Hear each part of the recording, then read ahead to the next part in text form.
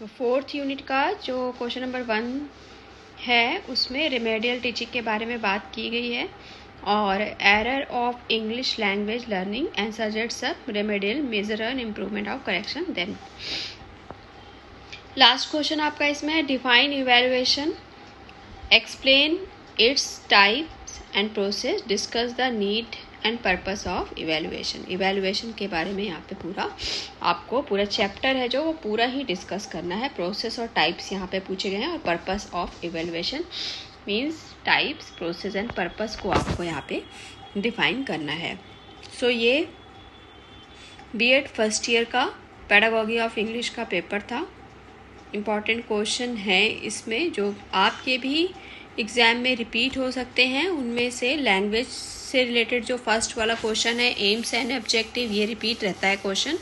And principle of language, ये question भी repeat रहता है आपका। और sociological philosophical perspective of English, ये भी क्वेश्चन रिपीट होता रहता है। एंड पोइट्री जैसे कि यहाँ पे डिफाइन पोइट्री दिया है, सेम ऐसे ही क्वेश्चन प्रोज का भी बनता है। Define process and what is the process of teaching prose, ये भी क्वेश्चन आप लोग पढ़ लीजिएगा, ये भी इम्पॉर्टेंट है।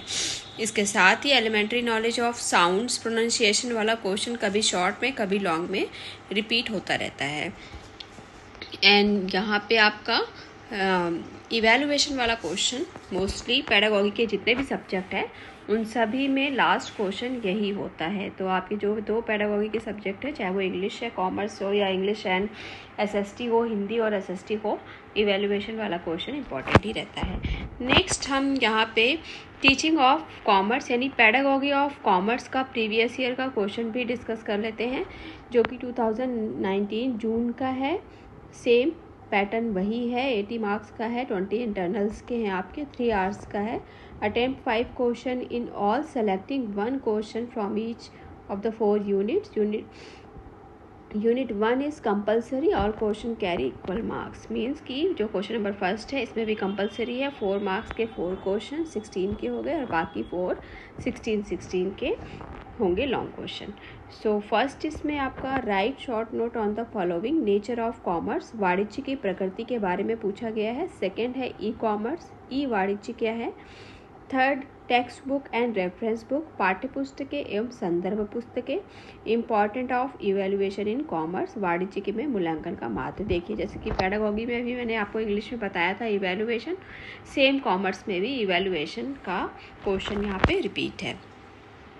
यूनिट 1 में है आपका define aim and objective, discuss the value of teaching commerce, लक्ष्यों एवं उद्देश्यों को परिभाषित कीजिए, वाणिज्य शिक्षण के मूल्यों की विवेचना कीजिए।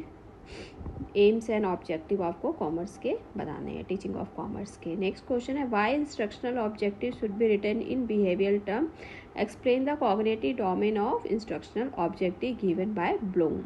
अनुदेशनात्मक उद्देश्यों को व्यवहारगत रूप में क्यों लिखा जाता है। ब्लूम द्वारा दिए गए अनुदेशात्मक उद्देश्यों के ज्ञानात्मक पक्ष की व्याख्या कीजिए। यहाँ पे आपका कॉग्निटिव डोमेन पूछा है, वैसे इफेक्टिव एंड साइकोमोटर 2 और डोमेन होते हैं, तो कई बार एग्जाम में कॉग्निटिव की जगह इफेक्टिव एंड साइकोमोटर डोमेन भी पूछ लेता है। तो आपको क्या है, तीनों ही डोमेन की नॉलेज होनी चाहिए, जैसे किसी के बारे में पूछे तो आप लिख सकें। यूनिट 2 डील करता है what is the important of pedagogical analysis for commerce teaching, also discuss the step of pedagogical analysis. वाणिज्य शिक्षक हेतु शिक्षा शास्त्रीय विश्लेषण का क्या महत्व है, शिक्षा शास्त्रीय विश्लेषण के सोपानों की चर्चा कीजिए। सो यहाँ पे पेडागॉजिकल एनालिसिस के स्टेप्स पूछे हैं जो आपको लिखना है।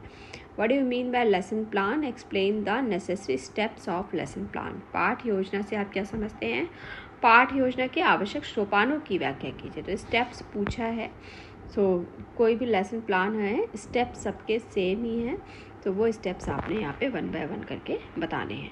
यूनिट 3 डील करता है what is the important of curriculum, what principles would you keep in mind while design a good curriculum of commerce. पाठ्यक्रम का क्या महत्व है, वाणिज्य के एक अच्छे पाठ्यक्रम का निर्माण करते समय आप किन सिद्धांतों को ध्यान में रखेंगे। इंपॉर्टेंट क्वेश्चन है, करिकुलम का रिपीट होता है ये भी। Explain the skill of reinforcement, with the help of suitable example, उपयुक्त उदाहरणों की सहायता से पुनर्बलन कौशल की व्याख्या कीजिए।